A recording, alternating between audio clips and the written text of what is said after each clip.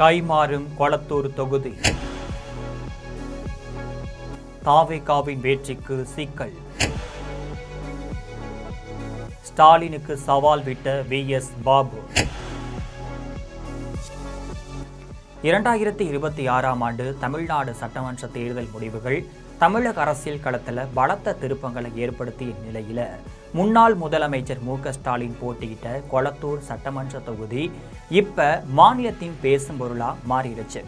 கொளத்தூர் தொகுதியில பதிவான மின்னணு வாக்குப்பதிவு இயந்திரங்களின் ஆய்வு பணிகள் இன்னைக்கு நிறைவடைஞ்ச நிலையில தேர்தலில் எந்த முறைகேடும் நடக்கல அப்படின்னு தாவேகா தரப்பு அடித்து கூறுது.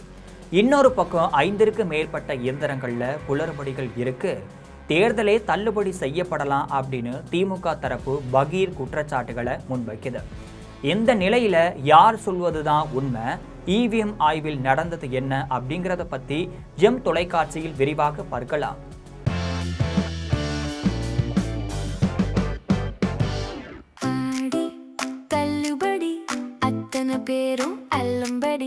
ஆறு முதல் 60% வரை ஆடி தள்ளுபடியுடன் சூப்பர் சரவணா ஸ்டோர்ஸ், சென்னை, மதுரை, கோவை. சென்னை சிந்தாதிரிப்பேட்டையில் இருக்கக்கூடிய மின்னணு வாக்குப்பதிவு இயந்திர கிடங்குல கடந்த 8 நாட்களா நடைபெற்று வந்த ஆய்வு பணிகள் இன்னைக்கு அதிகாரப்பூர்வமாக நிறைவடைஞ்சிருச்சு. ஆய்வு முடிஞ்சு கொளத்தூர் சட்டமன்ற உறுப்பினர் VS பாபு நேரில் போய் பார்வையிடுறாரு. அங்கு அவருக்கு தாவேகா நிர்வாகிகள் மட்டும் கிடையாது, தொண்டர்களும் மேல தாளங்களுடன் உற்சாக வரவேற்பு அளிக்கிறாங்க. இதுக்கப்புறமா செய்தியாளர்களை சந்தித்த VS பாபு திட்டவட்டமாக சில விஷயங்களை முன்வைக்கிறாரு. அதாவது தேர்தல் நடைமுறை முழுமையாக வெளிப்படையாகவும் சட்டப்படிதான் நடைபெற்று முடிஞ்சிருக்கு, திமுக முன்வைக்கும் குற்றச்சாட்டுகள் அனைத்தும் முழுக்க ஆதாரமற்றவை அப்படின்னு சொல்றாரு. தேர்தல் முடிவுகளை ஏற்றுக்கொள்ள முடியாத அரசியல் காரணங்களால மட்டுமே இது போன்ற அவதூறுகள் கூறப்படுவதாக குறிப்பிட்ட அவர், எதற்கு நாங்கள் பயப்பட மாட்டோம், நானும் எங்கள் தலைவரும் எந்த சட்ட நடவடிக்கையும் எதிர்கொள்ள தயாராக இருக்கிறோம், எங்கள் பின்னால் மக்கள் இருக்கிறாங்க அப்படின்னு ஆக்ரோஷமாக பதிலளிக்கிறாரு. அன்றைக்கு ஆட்சியிலிருந்து மனு அளித்தவர்களே இன்றைக்கு தேர்தல் நடைமுறையில் சந்தேகம் எழுப்புவது ஏன் என்று அவர் கேள்வி எழுப்புகிறார்.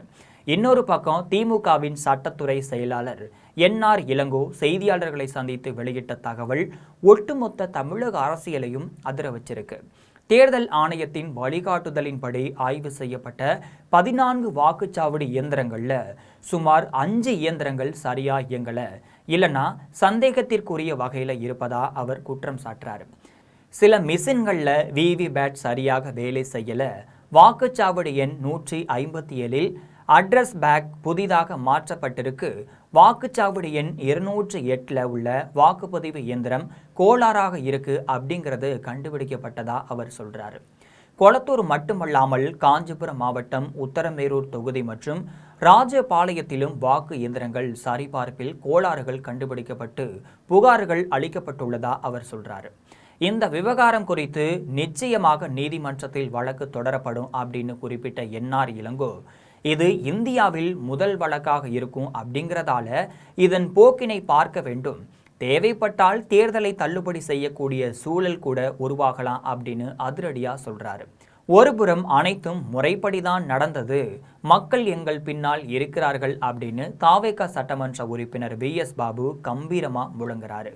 இன்னொரு பக்கம் இவிஎம் திட்டமிட்ட குளறுபடிகள் நடந்திருக்கு, தேர்தல் தள்ளுபடியாகும் அளவிற்கு சட்ட போராட்டம் நடத்துவோம் அப்படின்னு திமுக சட்டத்துறை செயலாளர் NR இளங்கோ தெரிவிக்கிறாரு. கொளத்தூர் தொகுதி இவிஎம் விவகாரம் இப்ப அரசியல் விவாதத்தை தாண்டி நீதிமன்ற வாசலை தொட இருப்பதால் அடுத்த சில வாரங்கள்ல தமிழக அரசியல்ல மிகப்பெரிய சட்டப்போர் வெடிக்கும் அப்படிங்கிறதுல எந்த ஒரு ஐயமே கிடையாது. இது போன்ற நிறைய அரசியல் செய்திகளை அன்றாடம் தெரிந்து கொள்ள ஜெம் தொலைக்காட்சியுடன் எப்பொழுதும் இணைப்பில் இருங்கள்.